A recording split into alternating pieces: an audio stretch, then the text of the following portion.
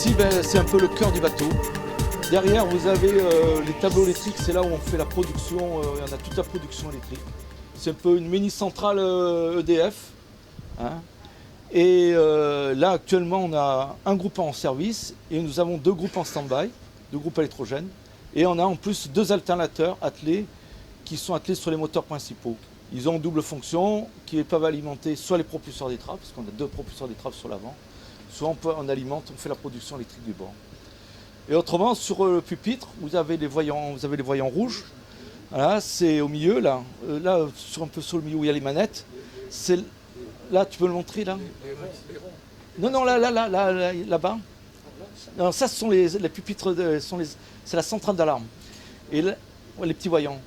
Mais là, au milieu, là où on vous montre, ce sont là où on commande les 4 moteurs de propulsion. On a 2 moteurs par ligne d'arbre. Les 4 moteurs, ils développent en tout une puissance de 12 800 chevaux. Hein. On peut tourner soit sur 2 moteurs, soit sur 4. On peut se permettre même 3. Hein. On pourrait même faire un moteur, mais enfin bon, on navigue très souvent sur 2. Pour nous, c'est une grande souplesse parce que si on a un pépin, on a toujours minimum 2 moteurs. Voilà. Et ici, on a tout qui est en double. C'est pour ça que je vous disais, on a 3 groupes électrogènes, 2 alternateurs, on double tout.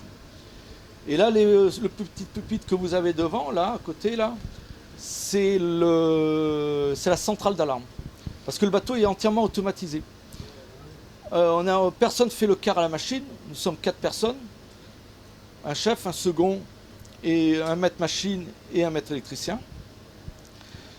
Et donc, en journée, on fait la conduite et l'entretien du bateau. Hein.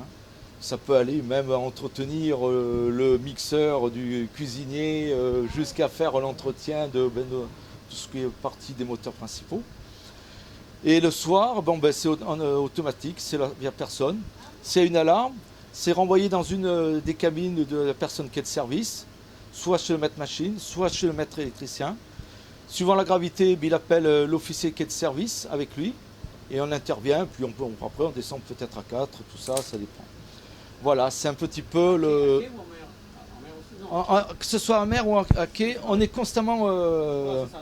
voilà, c'est un peu... on pique toujours ce service-là. Hein. Après, quand on passe en phase de remorquage, là, c'est pas pareil. Suivant l'importance que c'est, on peut mettre, comment ça s'appelle, faire le quart en bas. Mais bon, tout ça, ça dépend de ce qu'on remorque et tout. Mais ça... Bon, après, c'est un peu au bon vouloir, on le voit un petit peu, on voit, est-ce qu'on fait le quart, tout ça, c'est un peu à nous de...